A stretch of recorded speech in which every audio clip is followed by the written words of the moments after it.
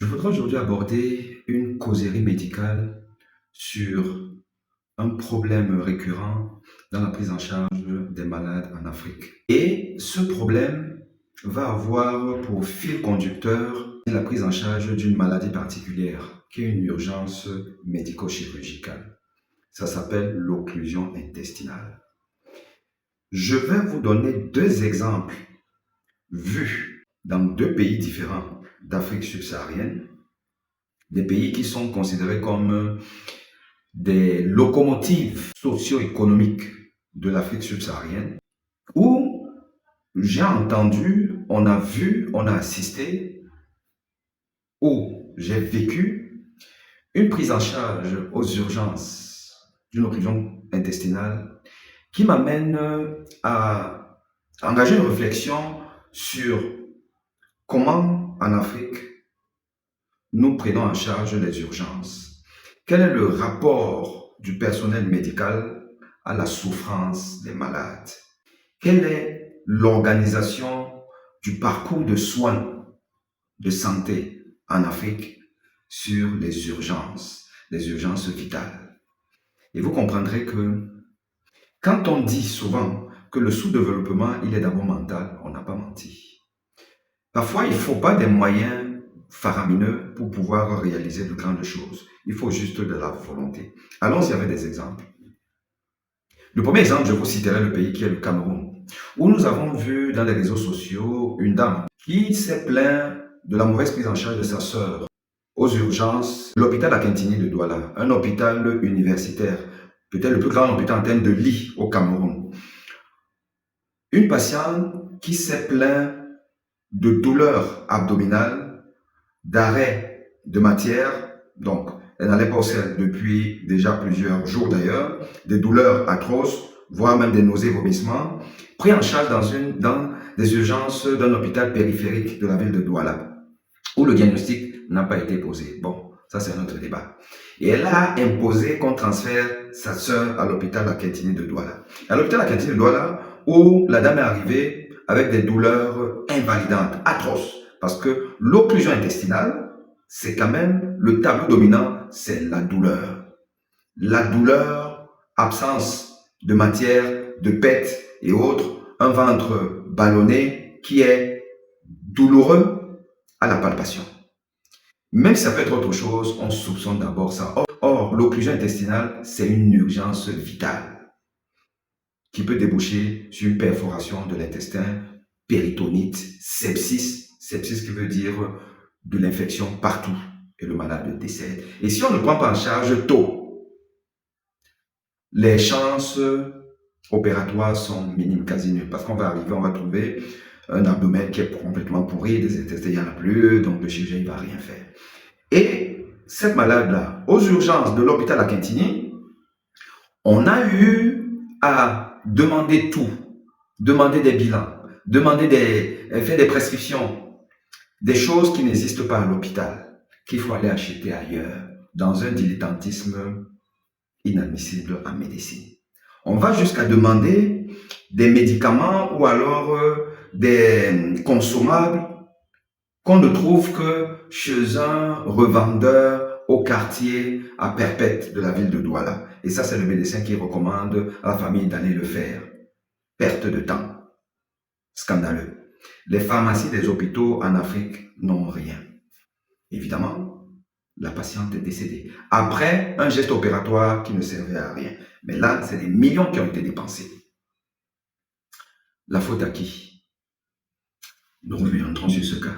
Deuxième cas, dans un autre pays, un mastodonte de l'Afrique, avec une croissance palpable, un dynamisme économique évident, où d'ailleurs beaucoup d'Africains viennent se former en médecine. Et là, j'ai assisté à quelque chose qui m'a attristé. Aux urgences d'un hôpital universitaire, évidemment de la taille de l'hôpital Akintini du Cameroun, j'ai assisté, quand j'arrive avec un malade qui avait un souci aussi, une urgence, mais moins vitale, voilà, mais une urgence, on arrivait donc au service médico-chirurgical où le personnel est qualifié, le médecin, qu'on y trouve, une jeune médecin vraiment compétente et disponible, mais sauf qu'elle était seule. seul avec, dans un service d'urgence, de ce qu'on appelle les lits portes, les lits aux urgences, saturés, 8 personnes. Nous, on était d'ailleurs non, 7 lits. On était la 8e personne à prendre en charge tout le monde et il y a des problèmes. Ceux qui doivent sortir, ceux qui doivent rentrer, ainsi de suite, la pauvre. Bon, donc ça traîne quand même. Mais ce qui m'a marqué, c'est que on arrive, il y a un malade qui est donc dans l'un des lits, qui se tord de douleur. Il pleure de douleur. Je ne connaissais pas, je n'ai pas le dossier, mais tel que le patient se plaignait de douleur du ventre et tout, je me suis dit ça, c'est une occlusion intestinale. De fil en aiguille, dans les discussions des uns des autres des confrères, j'ai compris que c'était effectivement une occlusion intestinale. Donc le diagnostic d'occlusion intestinale était plus que probable, ça avait été posé. Mais le malade était toujours l'hyporte, en train de se tordre de douleur. Et il avait eu des antalgiques. On a dit premier palier, deuxième palier. Bon, est-ce qu'on est allé jusqu'à morphine? Je ne sais pas. Il continue à se tordre de douleur. Et l'entourage médical était stoïque, tranquille, à attendre la suite. La suite, c'est quoi? C'est que on attendait de la famille de ramener un certain nombre de choses, soit de médicaments, soit de consommables, ou une caution, ou je sais pas trop quoi, pour que le malade soit pris en charge au bloc opératoire. On est en Afrique. Un malade a une douleur suffocante dans un contexte d'occlusion intestinale qui est une urgence vitale, une extrême urgence vitale. Mais on attend des choses pour l'amener au bloc. Or, la seule façon de soulager cette douleur-là, c'est d'aller opérer. On arrive à s'accommoder à la douleur des patients en Afrique. Or, la douleur, c'est une urgence médicale. Il ne faut pas qu'un malade souffre. C'est d'ailleurs pour cette raison que, en Occident, il y a une spécialité, une sous-spécialité qui gère la douleur. Des gens qui ont fait des diplômes universitaires pour gérer la douleur. C'est ce qui fait que dans nos services, quand un malade arrive à ne plus être sensible à la prise en charge classique de la douleur en termes de palier 1, palier 2, voire même palier 3, parce qu'on est à même de pouvoir donner des morphiniques aux malades, mais le malade, il faut par exemple passer à une phase où on va faire une titration de la morphine et peut-être d'autres antidouleurs puissants, c'est les spécialistes de ça, qui doivent tenir compte des antécédents du malade, de son terrain, de son âge et tout, pour pouvoir titrer parce que le malade ne doit pas souffrir. En Afrique, on est indifférent à la douleur, à la souffrance des gens. En Afrique aussi, on est donc indifférent au pronostic vital des gens parce que ce n'est pas normal que dans les hôpitaux africains, les hôpitaux publics, là je vous ai parlé de 2 hôpitaux publics, des hôpitaux publics, des hôpitaux universitaires, qu'on conditionne la prise en charge des urgences vitales parce que le malade va donner comme caution, va donner comme, va apporter comme soin acheté à l'extérieur. Parce que les hôpitaux, les pharmacies des hôpitaux, en Afrique, finalement, je l'ai dit, ne sont pas achalandés. Ça, c'est ce qui est quand même dramatique. Parce que il faut savoir que le temps d'attente d'une prise en charge à cause d'un traitement qu'on doit aller chercher à l'extérieur, ce temps d'attente, c'est une perte de chance. Parce que le traitement va arriver 1 heure, 2 heures après, le malade est déjà décédé. Et donc, j'ai passé assez de temps, quasiment toute la journée dans cet hôpital. J'ai fait un tour, je suis revenu. On m'a dit que le malade avait été amené au bloc. Il a été amené au bloc. Moi, quand j'arrive, il est déjà en souffrance.